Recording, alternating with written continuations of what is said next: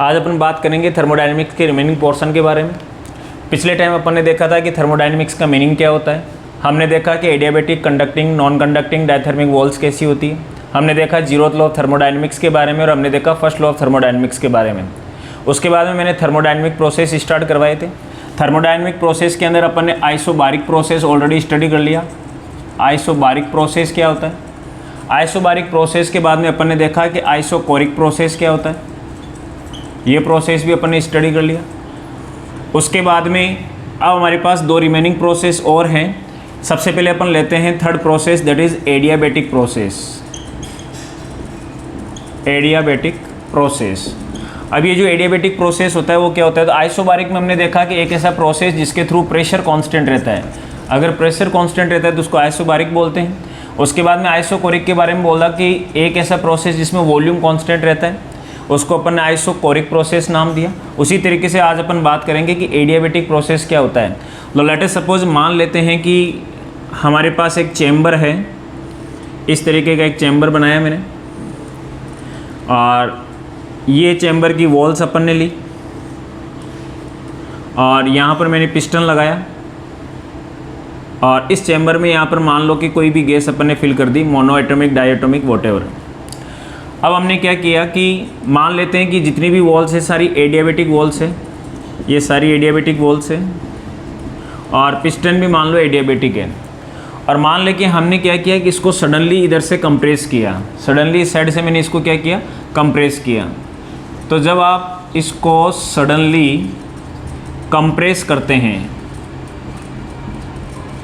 तो सोचने वाली बात है कि होगा क्या। तो नो डाउट जैसे आप इसको कंप्रेस करेंगे तो क्या होना चाहिए, तो हमने देखा कि सर जैसे इसको कंप्रेस करेंगे उस कंडीशन में हमने क्या किया, इस पिस्टन पे वर्क डन किया। हमने पिस्टन पे वर्क किया मतलब इस पिस्टन को हमने एनर्जी दी और पिस्टन ने वो एनर्जी किसको दी, इस सिस्टम को, यानी कि इस गैस को एनर्जी प्रोवाइड करवाई। अब हमें देखना है कि जो हीट एनर्जी इस सिस्टम को अपन ने प्रोवाइड करवाई उसका क्या होगा। क्या ये हीट एनर्जी जो इस सिस्टम को अपन ने प्रोवाइड करवाई, क्या ये आउटसाइड मूवमेंट करेगी, आउटसाइड ट्रांसफ़र होगी कि नहीं होगी। तो हमने देखा कि इसके इधर, इधर और इधर और इधर चारों साइड में हमने जो वॉल यूज़ किए वो एडियाबैटिक काम में लिए, यानी कि जो अपन ने हीट एनर्जी इसको प्रोवाइड करवाई वो आउटसाइड तो नहीं जाएगी, यानी कि न तो आउटसाइड में हीट एनर्जी जाएगी और ना ही मैंने आउटसाइड से कोई हीट एनर्जी इसको दी है। यानी कि यहाँ पर मैंने कोई भी हीटर वगैरह नहीं यूज़ किया है, जो प्रीवियस क्लास में आपने देखा होगा जब मैंने आइसोबैरिक समझाया, जब मैंने आपको आइसोकोरिक प्रोसेस समझाया, उस कंडीशन में अपन ने ऐसा ही बनाया था। यहाँ पर अपन ने हीट दी थी उसको और यहाँ अपन ने देखा कि एक बार ये स्लोली मूवमेंट कर रहा है प्रेशर कांस्टेंट के लिए, एक बार हमने इसको फिक्स रखा, प्रीवियस क्लास में आपने देखा होगा। लेकिन यहाँ पर मैंने इस तरीके से इस सिस्टम को बनाया लेकिन यहाँ पर किसी भी तरीके की हीट नहीं दी है। तो ओवरऑल यहाँ क्या दिख रहा है कि सर इसके अंदर जो भी हीट एनर्जी इस सिस्टम को यानी कि इस गैस को प्रोवाइड की वो न तो यहाँ से बाहर रिलीज होगी, न ही बाहर से आपने कोई एनर्जी इसको प्रोवाइड करवाई है, कोई हीटर लगा के या वॉटेवर कोई डिवाइस लगा के आपने एनर्जी नहीं दी। यानी कि यहाँ पर जो डेल्टा क्यू रहेगा वो क्या रहेगा, जीरो रहेगा। डेल्टा क्यू का मतलब heat given to the system, और कई टाइम ये हो जाता है कि heat taken from the system. तो हमने देखा कि न तो हीट गिवन है न ही heat taken from the system है, यानी कि there is no exchange of heat. न तो अपन ने हीट यहाँ से ली, न ही अपन ने हीट आउटसाइड से इस सिस्टम को दी। सिस्टम मतलब गैस, ना तो गैस को अपन ने किसी भी फॉर्मेट में यानी कि किसी भी तरीके से कोई हीटर लगा के, कोई डिवाइस लगा के, न तो अपन ने हीट एनर्जी दी और न ही अपन ने ली, यानी कि there is no exchange of heat energy. ना तो हीट एनर्जी यहाँ से बाहर आई, ना ही हीट एनर्जी यहाँ से अपन ने अंदर दी। इस तरीके के प्रोसेस में क्या होगा, तो हीट टेकन कितना हो जाएगा, जीरो, या हीट गिवन कितना हो जाएगा, जीरो। हीट गिवन बोल दो, कई प्रोसेस में कई बार अपन बोलेंगे हीट दे भी सकते हैं, हीट ले भी सकते हैं। तो डेल्टा क्यू का मतलब हो गया हीट गिवन और you can say heat taken. तो न तो हीट गिवन है न ही हीट टेकन है फ्रॉम द सिस्टम, यानी कि फ्रॉम द गैस, यानी कि डेल्टा क्यू की वैल्यू यहाँ पर क्या है, जीरो है।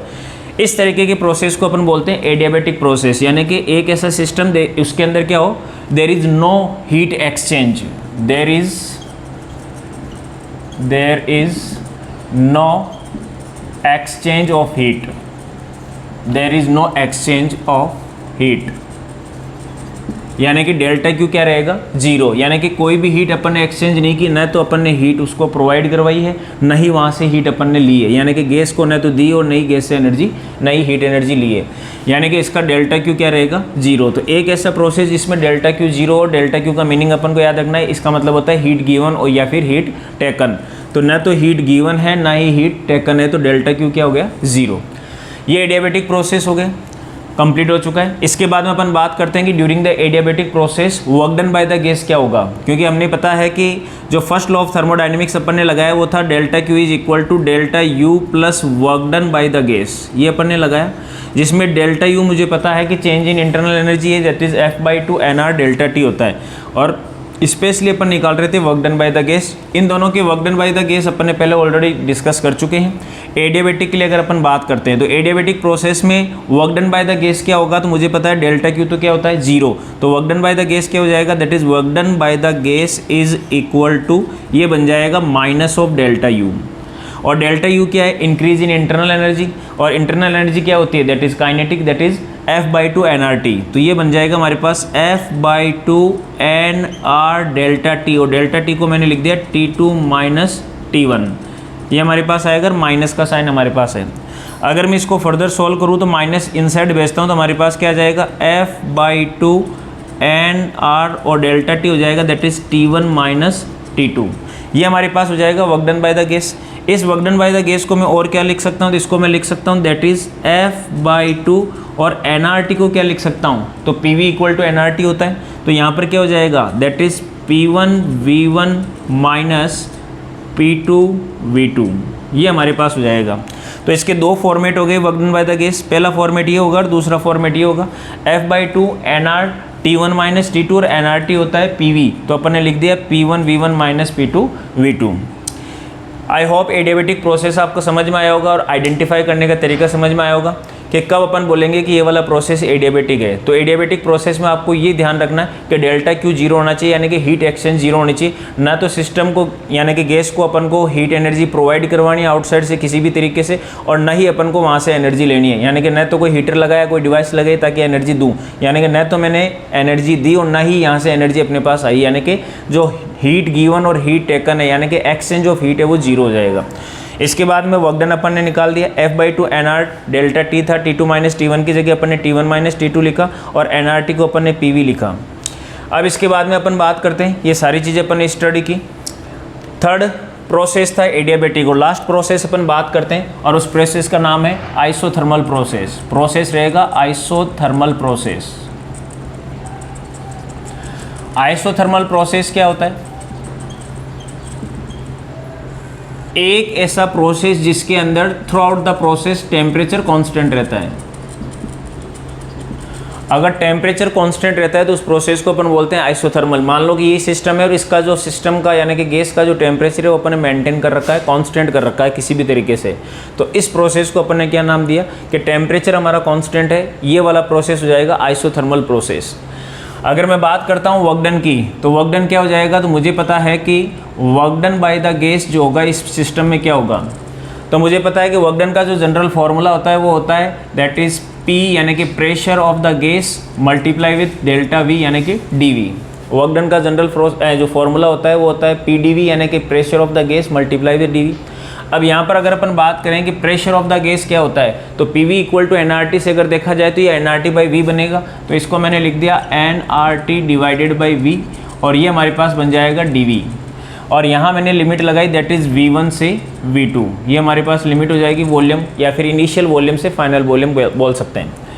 यहाँ से फर्दर सॉल्व करेंगे तो NRT बाहर आ जाएगा और हमारे पास बचेगा दैट इज़ V1 से V2 लेते हुए 1/V dV बचेगा, और 1/V का अपन ने इंटीग्रेशन किया तो हमारे पास हो जाएगा NRT और ब्रैकेट में आएगा ln V2 बाई V1, ये हमारे पास आ जाएगा।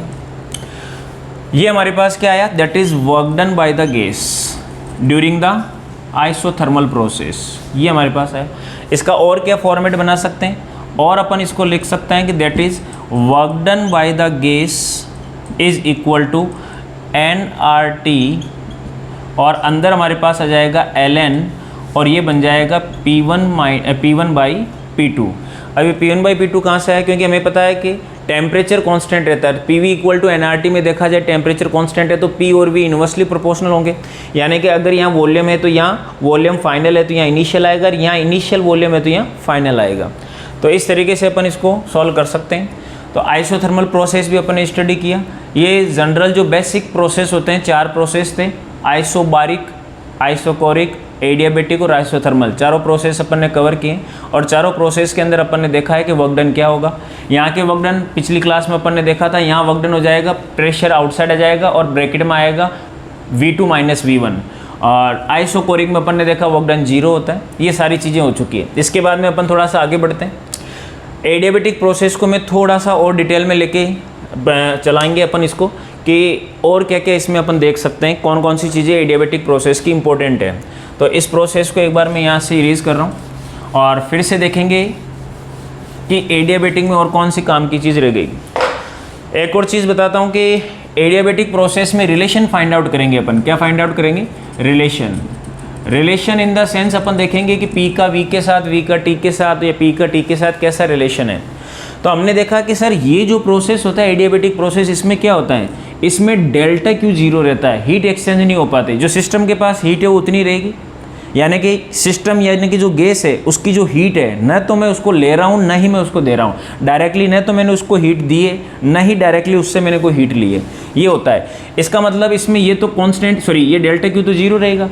अब वेरी कौन करेगा? तो नो डाउट जब आपने सडनली इसको प्रेस किया तो वॉल्यूम वेरी कर रहा था, ऑब्वियसली। नो डाउट जब वॉल्यूम वेरी करेगा तो प्रेशर भी वेरी करेगा, और नो डाउट जब प्रेशर वेरी करेगा तो अंदर का टेम्परेचर भी वेरी करेगा, क्योंकि अपन ने जो एनर्जी इसको दी वो एनर्जी इसको मिल चुकी है। तो इसने इसको एनर्जी दी, इसकी वजह से टेम्परेचर भी वेरी करेगा। कुल मिला के अगर मैं बात करता हूँ एडियाबेटिक प्रोसेस में तो वेरिएबल कौन होते हैं, तो पता चला कि सर PV = nRT के अंदर देखा जाए तो N और R तो पहले कांस्टेंट थे, TB यहाँ उसके अलावा बच गया कौन? T, और इधर कौन बच गया? PV। तो PB वेरी कर रहा है, V भी वेरी कर रहा है और T भी वेरी कर रहा है, और ये तो बाय डिफ़ॉल्ट कांस्टेंट है। तो हमने क्या देखा कि सर वॉल्यूम जो रहता है वो नो डाउट चेंज हो रहा है, इंक्रीज डिक्रीज जो भी हो रहा है, प्रेशर भी क्या होगा उसके साथ चेंज होगा, और टेम्परेचर भी उसके साथ क्या होगा? चेंज होगा। तो नो डाउट तीनों वेरिएबल होंगे। तो अगर मैं PV = nRT यहाँ पर लिखूँ, PV = nRT, अब ध्यान से देखें तो इसको डिफ्रेंशिएट करते हैं अपन स्मॉल टाइम dt के रेस्पेक्ट में। तो यहाँ पर हमारे पास क्या बन जाएगा? P, और ये बन जाएगा dV, ये हमारे पास बन जाएगा V, और ये बन जाएगा dP, और nRT को अपन लिखेंगे nR, और ये हो जाएगा हमारे पास dt। स्मॉल t यहाँ पर डिनोमिनेटर में था जो कैंसिल आउट हो जाएगा। ये हमारे पास इक्वेशन आ गई। इसके बाद में ध्यान से देखा जाए तो इसको मैं यहीं पे होल्ड करता हूँ। लेट अस सपोज इसको नाम दिया इक्वेशन नंबर 1। अब मुझे पता है कि वर्क डन, नाउ जो work done by the gas होता है, work done by the gas, इसका फॉर्मूला हमारे पास क्या था? That is pressure of the gas multiply with dV। और अगर मैं इसको वर्क डन बाय गैस को छोटे से टाइम के लिए अगर कैलकुलेट करूँ तो छोटे से टाइम के लिए प्रेशर क्या रहेगा? स्मॉल टाइम पीरियड में प्रेशर कांस्टेंट रहेगा, तो P को मैंने बाहर लिख दिया और हमारे पास अंदर बचा dV। फिर मैंने क्या किया, ये वर्क डन भी छोटा सा वर्क डन होगा तो इसको मैंने लिखा dW।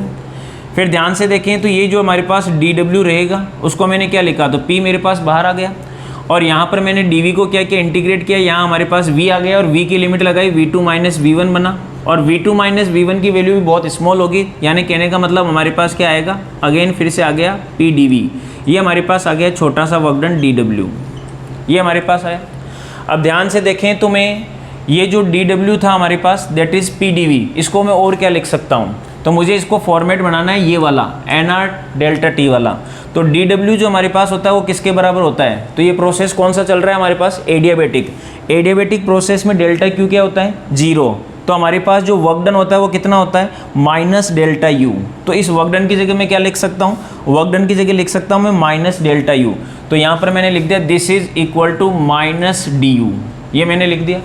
और -du को मैं क्या लिखूँगा? तो PdV, देखना यहाँ से PdV तो मैंने एज इट इज़ लिखा, और उसके बाद में मैंने लिखा -du, यानी कि चेंज इन इंटरनल एनर्जी या फिर increase in internal energy. Minus की जगह माइनस लगाए, इंटरनल एनर्जी हमारे पास होती है दैट इज़ F/2 nRT, यानी कि nR ΔT, और ΔT को स्मॉल टाइम के लिए अपन ने लिया तो dt बनाया। यहाँ से nR dt की वैल्यू कैलकुलेट करता हूँ, तो nR dt हमारे पास क्या आ जाएगा? ये आ जाएगा 2dV, ये बन जाएगा 2dV divided by F, 2dV divided by F, ये हमारे पास बन जाएगा दैट इज़ nR dt, और ये माइनस में आएगा। ये जो वैल्यू मैंने यहाँ बनाई, इस वैल्यू को मैं इक्वेशन नंबर 1 में ले जाके पुट करूँगा, तो हमारे पास क्या आ जाएगा? फिर से देखेंगे from equation 1, P D V, फिर हमारे पास आएगा प्लस वी डी पी, फिर हमारे पास आएगा N R D T. N R D T की वैल्यू आ गई minus of 2 D V divided by F, ये हमारे पास आया। इसको मैं यहाँ सोल्व कर रहा हूँ फर्दर, ध्यान से देखना।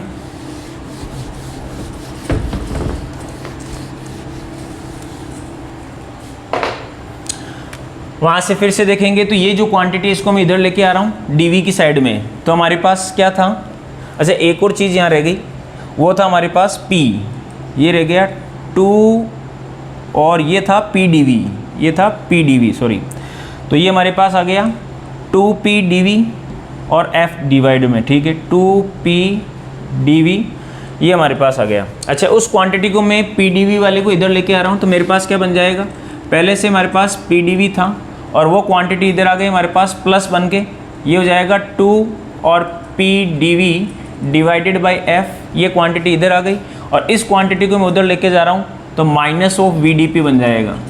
यहाँ से अगर मैं पी डी वी को कॉन्स्टेंट सॉरी कॉमन लेता हूँ तो हमारे पास बन जाएगा 1 प्लस 2 बाई एफ, ये बन जाएगा 1 प्लस 2 बाई एफ और ये बन जाएगा minus of V D P. अच्छा इसके बाद में ये जो ओवरऑल क्वांटिटी आई है हमारे पास 1 प्लस 2 बाई एफ, इसको अपन बोलते हैं गामा, इसको अपन बोलते हैं गामा, जिसका फॉर्मूला होता है Cp बाई CV। ओके ये आगे जाके अपन फिर से देखेंगे, लेकिन याद रखना है कि 1 प्लस 2 बाई एफ जो है वो गामा है, that is Cp by CV, molar specificated pressure constant और वॉल्यूम कांस्टेंट का रेशियो हो गया ये। इसके बाद में फिर से देखना तो मैं क्या लिखूंगा, P dV और ये पूरी क्वांटिटी को अपन ने नाम दिया कि ये क्या बन गया, गामा बन गया, और इधर आ गया मेरे पास minus of V D P. यहाँ से P को डिनोमिनेटर में लेके जाता हूँ, इधर से V लेके आता हूँ, तो मेरे पास बन जाएगा dV by V gamma is equal to minus D P by P. दोनों साइड अपन इंटीग्रेट करेंगे, यहाँ वॉल्यूम आ जाएगा V1, यहाँ वॉल्यूम आ जाएगा V2, यहाँ प्रेशर आ जाएगा P1 और यहाँ प्रेशर आ जाएगा P2, that is final.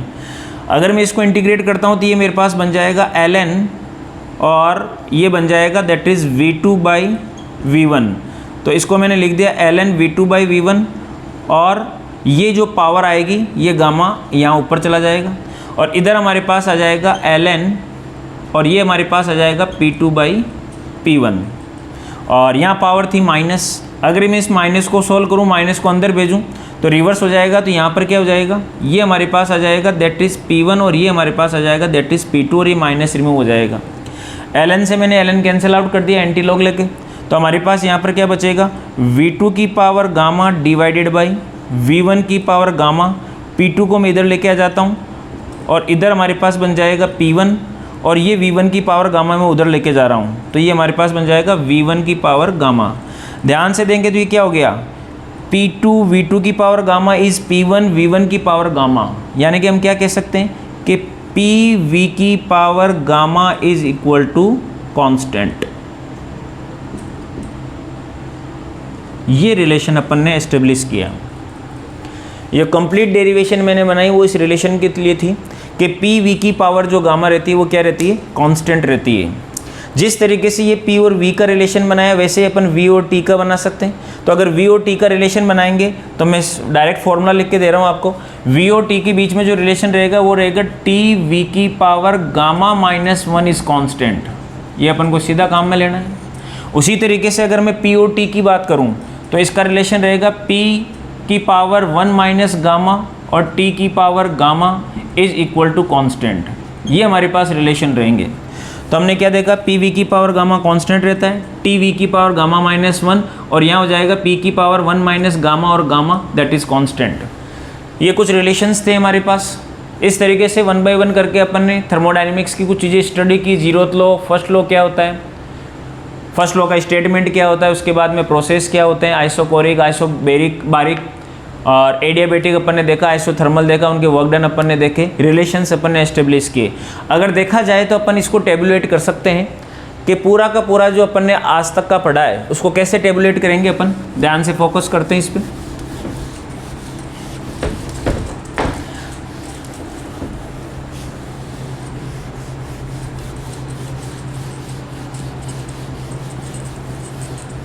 Okay,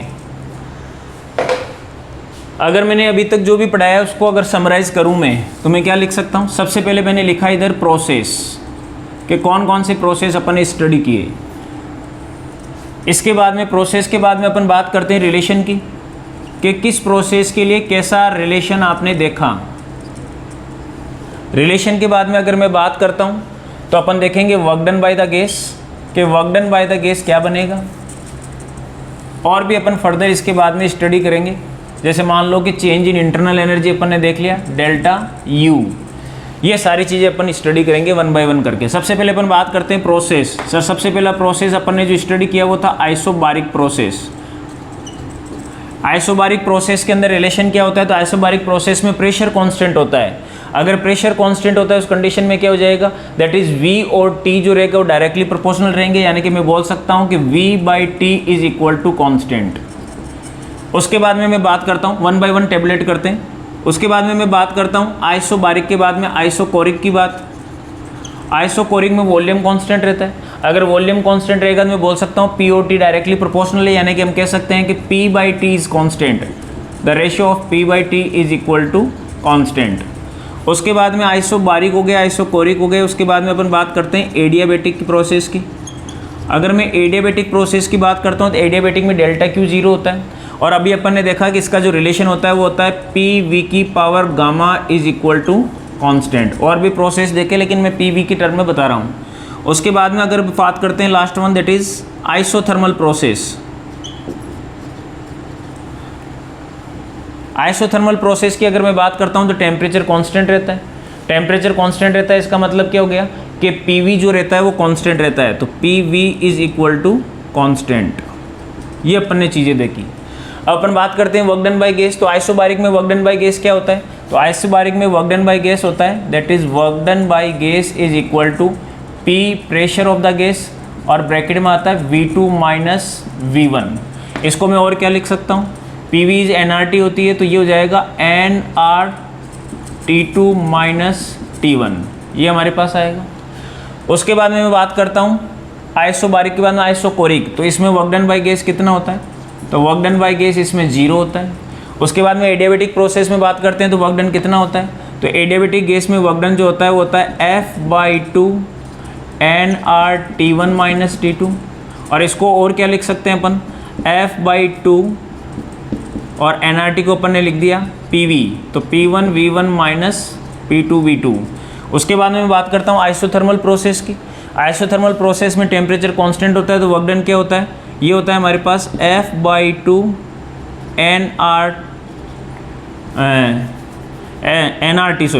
nRT, और ये होता है हमारे पास ln V2/V1।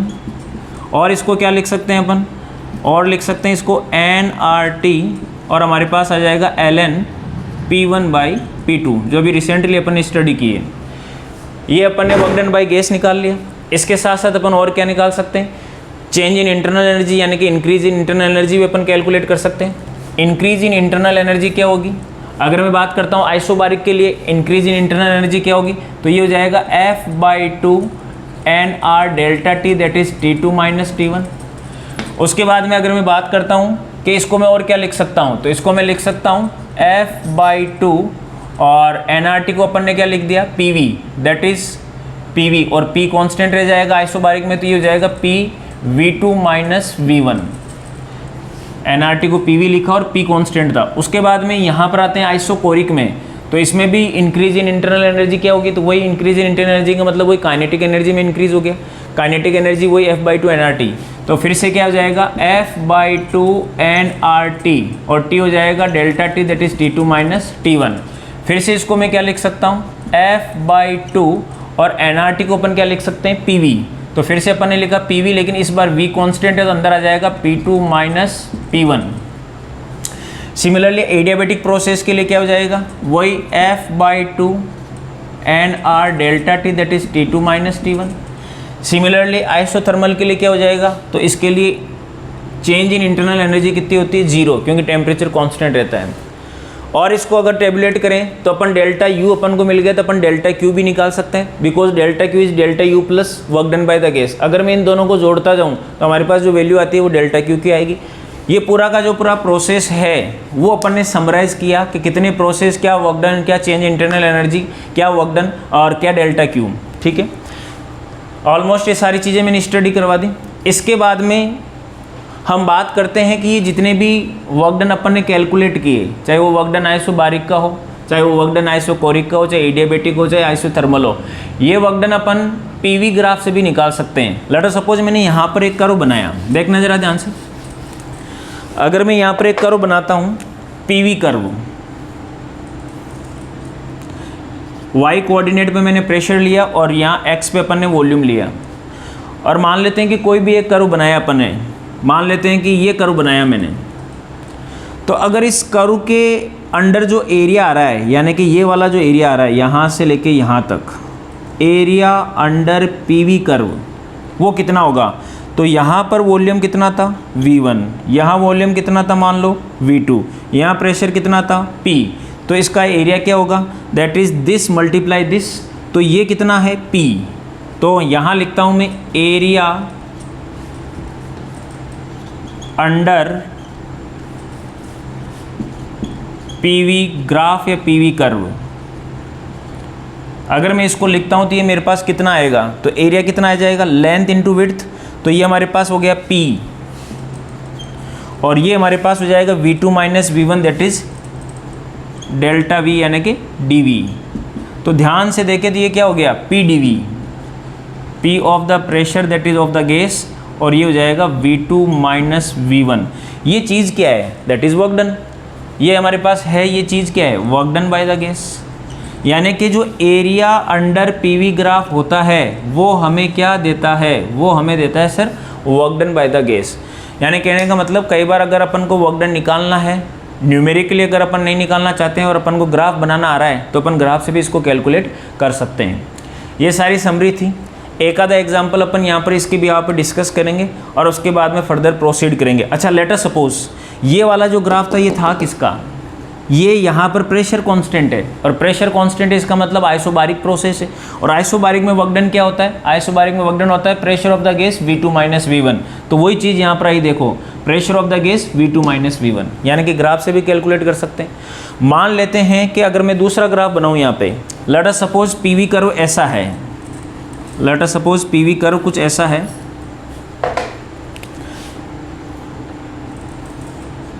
आपको कुछ चीज़ें समझ में आएगी कि रियल में ग्राफ काम का है।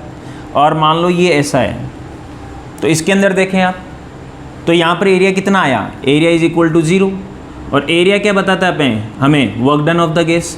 तो work done of the gas कितना आया? तो एरिया बताता है वर्क डन, एरिया 0 है, यानी कि वर्क डन भी कितना है? 0, क्योंकि एरिया ही 0 आ रहा है। तो एरिया जो है वो 0 है, और एरिया क्या बताता है? Work done. तो area is equal to work done is equal to 0। अब आ जाइए इधर, आइसोकोरिक प्रोसेस में work done by the gas कितना था? 0, हमने ग्राफ से कैलकुलेट किया। सिमिलरली अपन ये कर सकते हैं एडियाबेटिक प्रोसेस के लिए और आइसोथर्मल के लिए। अगर मैं एडियाबेटिक प्रोसेस के लिए कर्व बनाऊं तो एडियाबेटिक के लिए कैसा होगा? तो एडियाबेटिक में रिलेशन क्या होता है? PV की पावर गामा कांस्टेंट होता है, यानी कि P और V इन्वर्सली प्रोपोर्शनल, यानी कि कर्व कुछ इस तरीके से आएगा, और इसके अंडर का जो एरिया रहेगा वो यहाँ पर वर्क डन शो करेगा, ये वाला वर्क डन आएगा, कैलकुलेट हो सकता है। उसके बाद में आइसोथर्मल में PV इज कांस्टेंट होता है, क्योंकि टेम्परेचर कांस्टेंट है, तो PV nRT यानी कि PV is equal to constant. तो P और V क्या रह जाएगा? Inversely proportional. तो उसके लिए ग्राफ भी ऐसा ही आएगा। दोनों का स्लोप अलग अलग हो सकता है एडियाबेटिक और आइसोथर्मल में, लेकिन आएगा इन्वर्सली कर्व। तो ये इसके अंडर का फिर से अपन ग्राफ बनाएंगे, सॉरी एरिया कैलकुलेट करेंगे। ये जो एरिया आएगा, तो एरिया में क्या बताता है? एरिया वर्क डन बताता है। तो फिर से ये जो एरिया आएगा वो वर्क डन कैलकुलेट करेगा, तो इसका एरिया आएगा वो इसके बराबर आएगा, और ये वर्क डन बनेगा, वो भी अपन कैलकुलेट कर सकते हैं। कुल मिला के यहाँ मैंने बताया कि सर ये जो अपन कर्व बना रहे हैं पीवी कर्व, इस पीवी कर्व के अंडर जो एरिया आ रहा है वो एरिया में वर्क डन शो करेगा, और वो वर्क डन आप थ्योरेटिकली मैथमेटिकली यहाँ कैलकुलेट करो, चाहे यहाँ से इसका एरिया कैलकुलेट करो, वो area that is work done और ये वर्क डन दोनों सेम आ रहे हैं। ये थी छोटी चीज़ें जो अपन देख रहे थे कि किस तरीके से अपन वर्क डन को कैलकुलेट कर सकते हैं। तो नोटिस करने वाली चीज़ ये है कि एरिया जो आ रहा है वो वर्क डन बताता है। एरिया कौन सा? पीवी ग्राफ के अंडर का एरिया, ठीक है। उसके बाद में एक आधा एग्जाम्पल मैं यहाँ से लेता हूँ। Let us suppose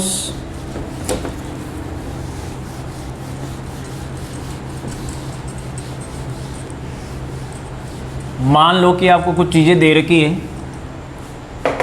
for example कि आपको बोल रखा है कि हमारे पास एक गैस है, एक चैम्बर है, मान लो चैम्बर की वॉल्स में कंप्लीटली बना नहीं रहा हूँ, ये पिस्टन लगा हुआ है एडियाबेटिक है, ये वॉल्स भी एडियाबेटिक है, इधर वाली और इधर वाली। इनिशियली जो प्रेशर था वो P1 था, टेम्परेचर T1 था और वॉल्यूम मान लो V1 था, या फिर P0, T0 और V0 मान लेते हैं। और आपको बोल दिया गया है कि इसका जो वॉल्यूम है it is reduce to half, यानी कि फाइनली ये कितना हो गया, V0/2 हो गया। Then calculate pressure and temperature, final pressure and temperature. अब कैसे कैलकुलेट करेंगे? तो ऐसा जब भी प्रोसेस आए पहले आप वीडियो को पॉज करके खुद सोचें, उसके बाद में सॉल्यूशन के बारे में यहाँ से देखेंगे। चलो, तो प्रेशर और जो टेम्परेचर वो कैसे कैलकुलेट करेंगे? तो मैंने यहाँ पर देखा कि सर वॉल्यूम चेंज हो रहा है, तो आइसोकोरिक प्रोसेस तो होगा नहीं। उसके बाद में देखा कि प्रेशर और टेम्परेचर निकालना है, तो ध्यान से देखें, अगर वॉल्यूम यहाँ से रिड्यूस टू हाफ हो रहा है तो नो डाउट मैंने यहाँ से इसको कंप्रेस किया होगा। जब मैं यहाँ से कंप्रेस करूँगा तो यहाँ से एक्सटर्नल एनर्जी मैंने दी नहीं है, एडियाबेटिक वॉल है तो एनर्जी बाहर भी नहीं आएगी, तो जो हीट एनर्जी है उसका एक्सचेंज जीरो हो जाएगा, नहीं तो बाहर आएगी, वो नहीं मैंने दी है, यानी कि प्रोसेस हो गया एडियाबेटिक। पहले तो प्रोसेस फाइंड आउट करना आना चाहिए। तो प्रोसेस अपन ने देखा कि sir that process is called adiabatic process. अब इस एडियाबेटिक प्रोसेस में क्या रिलेशन होते हैं? तो हमें पता है कि सर एडियाबेटिक के रिलेशन अभी आपने बताए। पहला होता है PV की पावर गामा इज कांस्टेंट, तो मैं इसको क्या लिख सकता हूँ, P1 V1 की power gamma is equal to P2 V2 की पावर गामा। यहाँ से मुझे क्या पता चलेगा, यहाँ से मैं प्रेशर कैलकुलेट करूँगा, तो P2 यानी कि फाइनल प्रेशर अगर आपको कैलकुलेट करना है तो क्या लिखेंगे आप, P1 V1/V2 की पावर गामा, ये हमारे पास आएगा। अब इसके बाद में अपन देखते हैं कि इनिशियल प्रेशर हमारे पास क्या था, P1, that was P0। Initial volume मेरे पास क्या था, that was V0। Final volume मेरे पास कितना आया, तो फाइनल वॉल्यूम आया मेरे पास V0/2 और इसकी पावर गामा। अब गामा क्या होगा, तो मान ले कि जो गैस भर रखा है वो है मोनो एटॉमिक। कौन सा गैस है, मोनो एटॉमिक गैस है। अगर मोनो एटॉमिक गैस की बात करता हूँ तो इसका गामा क्या होगा, तो सर गामा का फॉर्मूला अभी आपने लिखवाया 1+2/F होता है। अच्छा, 1+2 और F क्या होता है, डिग्री ऑफ फ्रीडम। अब मोनो एटॉमिक का डिग्री ऑफ फ्रीडम कितना होता है, 3, तो ये हमारे पास कितना बनेगा, 3+2 5/3, तो इसका गामा कितना हो जाएगा, 5/3। तो यहाँ पर मैंने गामा की वैल्यू पुट कर दी डायरेक्टली 5/3। सॉल्व करेंगे, V0 से V0 कैंसिल आउट होगा, तो हमारे पास आया P0 और 2 की power 5/3। That is our correct answer. जैसे मैंने प्रेशर कैलकुलेट किया है वैसे टेम्परेचर भी कैलकुलेट कर सकता हूँ। सर टेम्परेचर के लिए कौन सा रिलेशन काम में लेंगे, तो V और T का रिलेशन काम में लेंगे। मैं क्या रिलेशन लिख रहा हूँ, तो T और V का रिलेशन क्या था, T V की पावर गामा -1 इज कांस्टेंट, यानी कि T1 V1 की power gamma -1 is equal to T2 V2 की पावर गामा -1। ये हमारे पास रिलेशन रहेगा। यहाँ से T2 आपको कैलकुलेट करना है, तो ये सारी चीज़ें डिनोमिनेटर में आ जाएगी। T1 V1 की पावर यानी कि V1/V2 की पावर गामा -1, सारी वैल्यू कैलकुलेट करके इसका आंसर आप खुद बना सकते हैं।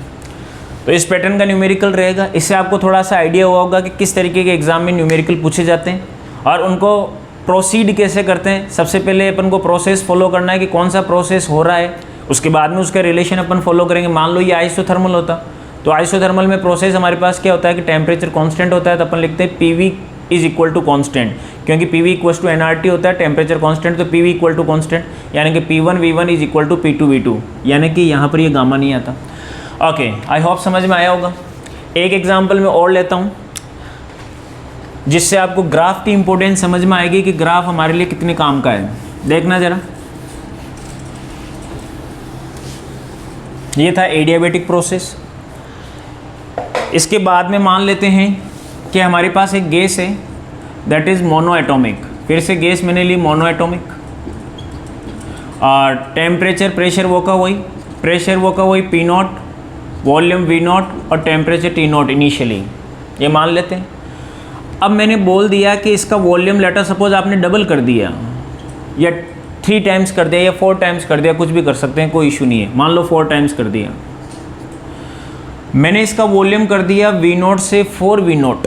अब वॉल्यूम को 4 टाइम्स इंक्रीज कर दिया अपन ने। और आपको बोला गया है कि ये जो वॉल्यूम आपने इंक्रीज किया है ये कैसे इंक्रीज करोगे, तो इसको इंक्रीज करने के 3 प्रोसेस है। नो डाउट वॉल्यूम चेंज हो रहा है, यानी कि आइसोकोरिक प्रोसेस तो होगा नहीं। तो प्रोसेस कौन कौन से होंगे सर? हो सकता है कि ये प्रोसेस आइसोबारिक प्रोसेस हो सकता है कि ये प्रोसेस जो हो वो एडियाबेटिक प्रोसेस और हो सकता है कि ये जो प्रोसेस है वो आइसोथर्मल प्रोसेस हो। ठीक है, आपको ये बोला कि तीनों प्रोसेस के थ्रू इसका वॉल्यूम आपको 4 टाइम्स करना है, एक बार आइसोबारिक से, एक बार एडियाबेटिक से, एक बार आइसोथर्मल से। तीनों प्रोसेस के थ्रू अपन ने इसका वॉल्यूम 4 टाइम्स कर दिया। आपको बोला गया कि कौन सा वर्क डन ज़्यादा होगा। मान लो कि इसको नाम दिया W1, इसको नाम दिया वर्क डन को W2, इस प्रोसेस में जो work done by the gas है उसको नाम दिया W3। और आपको बोला गया कि कौन सा वर्क डन ज़्यादा होगा, यानी कि रिलेशन फाइंड आउट करना है। मान लो कि MCQ में हमारे पास आ गया A, B, C और D, ये 4 ऑप्शन आ गए और इनका रिलेशन आ गया ये ग्रेटर देन, ये लेस देन, ऐसा। तो कौन सा रिलेशन इसमें बिल्कुल करेक्ट वन होगा, कैसे फाइंड आउट करेंगे? तो पहले आप सोचें, उसके बाद में यहाँ सॉल्यूशन देखें। तो हमने देखा कि सर मोनो एटॉमिक गैस था और उसका जो अपन ने क्या किया, वॉल्यूम को चेंज कर दिया और अपन को निकालना क्या है, हमें निकालना है वर्क डन। हमें क्या निकालना है? वर्क डन निकालना है। अब सबसे पहले मैं बात करता हूँ, अगर मैं वर्क डन आइसोबारिक से निकालूँ तो देखना जरा ध्यान से।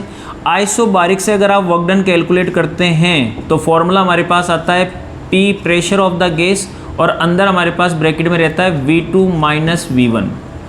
V2 माइनस V1 तो V2 हो गया फाइनल वॉल्यूम। तो pressure of the gas that is P0 था, आइसोबारिक में कांस्टेंट रहता है। और V2 हमारे पास कितना आ गया, दैट इज 4V0 और V1 हमारे पास क्या आ गया, V0। तो ये हमारे पास क्या आ जाएगा, 3V0। तो ये आ जाएगा 3P0 V0, ये रहेगा। इसी तरीके से अपन बात करते हैं एडियाबेटिक में। तो एडियाबेटिक में जो वर्क डन रहेगा वो अपन कैसे निकालेंगे? तो एडियाबेटिक का जो वर्क डन रहेगा वो कितना होता है, that is F/2 NR delta T, that is T1 minus T2। अभी अपन ने बनाया था। उसी तरीके से अगर मैं आइसोथर्मल की बात करूं तो उसका वर्क डन क्या होगा, तो उसका वर्क डन होगा nRT ln V2/V1। अब ध्यान से देखो, तो अगर इनसे अगर आप सोल्व करते हो तो ये तो फिर भी आइसोबारिक का अपन को समझ में आ गया, इजीली कैलकुलेट कर दिया। लेकिन यहाँ से अगर कैलकुलेट करेंगे तो ज़्यादा टाइम लगेगा। तो इसके लिए थोड़ा सा अलग सोचा। हमने देखा कि हमारे से पूछा क्या गया है, वर्क डन। और बेसिकली वर्क डन होता क्या है? बेसिकली वर्क डन क्या होता है, तो हमें पता है कि एरिया अंडर PV कर्व होता है। तो क्यों ना अपन PV कर्व बना लें, क्या करें, क्यों ना अपन PV कर्व बना लें। यहाँ ले P, यहाँ ले V, और अगर मैं PV कर्व बना लूँ तो उसके अंडर का जो एरिया है वो एरिया ही मेरा क्या हो जाएगा, वर्क डन हो जाएगा। तो अगर मैं PV कर्व बनाता हूँ किसके लिए, आइसोबारिक के लिए, तो प्रेशर कांस्टेंट रहेगा। तो नो डाउट कुछ इस तरीके का ग्राफ हमारे पास आएगा। ये आ गया आइसोबारिक के लिए, यानी कि W1 वाला। अब मैं बात करता हूँ एडियाबेटिक के लिए। तो एडियाबेटिक में PV रिलेशन क्या होता है, PV की पावर गामा इज कांस्टेंट, यानी कि P और V इन्वर्सली प्रोपोर्शनल रहेंगे। यानी कि ग्राफ कुछ इस तरीके का आएगा। उसके बाद में मैं बात करता हूँ आइसोथर्मल की। तो आइसोथर्मल में भी PV is equal to constant होता है, यानी कि P और V इन्वर्सली प्रोपोर्शनल होते हैं। तो उसका ग्राफ भी कुछ ऐसा आएगा। अब बात ये आई हमारे पास, यहाँ वॉल्यूम कितना था, यहाँ वॉल्यूम था V0 और यहाँ वॉल्यूम कितना कर दिया, फाइनल वॉल्यूम कर दिया 4V0। बात ये आती है कि ये तो आइसोबारिक का है, लेकिन इनमें से कौन सा एडियाबेटिक है और कौन सा आइसोथर्मल है? क्यों? क्योंकि एडियाबेटिक में भी क्या होता है, PV की पावर गामा इज कांस्टेंट, यानी कि P1 V1 is equal to P2 V2 की पावर गामा, ये बनता है। यहाँ से अगर मैं बात करता हूँ P2 की, तो P2 मेरे पास आता है P1 और ब्रैकेट में बन जाता है V1 V2 की पावर गामा। फिर से अगर मैं बात करता हूँ P1 कितना है, P0, और V1 कितना है, V0, और V2 कितना है, 4V0, और गामा हमारे पास कितनी हो जाएगी, तो गामा मोनोएटॉमिक गैस थी तो उसके लिए हो जाएगी हमारे पास, अभी अपन ने देखा था, दैट इज़ 5/3। ये मेरे पास आया। V0 से मैंने V0 कौन से कैंसिल आउट किया, तो हमारे पास बन गया P0 और नीचे बच गया 4⁵ ये मेरे पास आया। ये था एडियाबेटिक के लिए। अब अगर मैं बात करता हूँ आइसोथर्मल के लिए, तो आइसोथर्मल में क्या होगा, आइसोथर्मल में फिर से P1 V1 is equal to P2 V2, क्योंकि PV इक्वल टू nRT देखे तो T टेम्परेचर कांस्टेंट था, तो क्या हो जाएगा PV इज कांस्टेंट, तो PV nRT, तो T कांस्टेंट, तो PV कांस्टेंट, बिल्कुल ठीक है। तो सर P2 हमारे पास क्या आ जाएगा, ये आ जाएगा हमारे पास P1 V1 divided by V2। तो P2 मेरे पास क्या आ गया, P1 is P0, V1 is V0, V2 is 4 V0। V0 से V0 कैंसिल आउट हो गया, तो हमारे पास आंसर आया P0 बाई 4। ध्यान से देखो, तो यहाँ आया P0 बाई 4 की पावर 5/3, यानी कि ये वाली जो वैल्यू रहेगी इसके कंपैरिजन में ज़्यादा है, यानी कि P2 क्या रहेगा, कम रहेगा। और ये वाली जो वैल्यू है ये क्या है, ये ज़्यादा थी और ये कम है, तो ये क्या रहेगा, प्रेशर ज़्यादा रहेगा। यानी कहने का मतलब यहाँ देखें, ये प्रेशर बता रहा है, ये इधर प्रेशर बता रहा है और ये इधर प्रेशर बता रहा है, तो ज़्यादा प्रेशर कौन सा होगा, तो यहाँ पर ये वाली वैल्यू ज़्यादा है, इसका मतलब फाइनल प्रेशर कम होगा। तो ये कम वाला प्रेशर है, यानी कि नीचे वाला जो प्रेशर है कम वाला, वो एडियाबेटिक का है, और ये हमारे पास आइसोथर्मल का है, और ये हमारे पास बारिक का है, आइसोबारिक का है।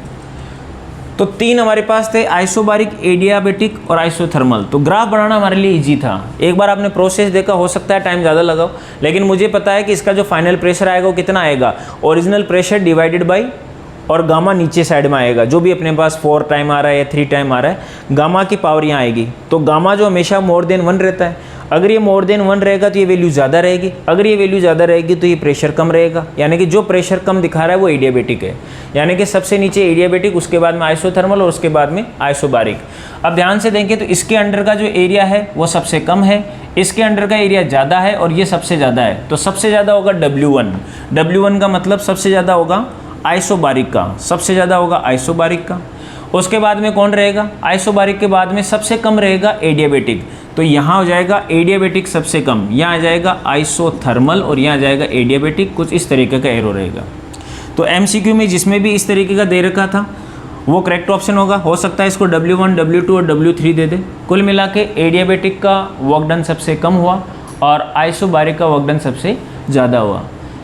ये प्रैक्टिस के लिए कुछ क्वेश्चंस थे ताकि आपको आइडिया लगे कि किस तरीके से नीट के अंदर और हो सकता है फर्दर JEE के अंदर किस तरीके से थर्मोडायनेमिक्स के न्यूमेरिकल तैयार होते हैं। और भी बहुत सारे न्यूमेरिकल्स हैं प्रैक्टिस के लिए।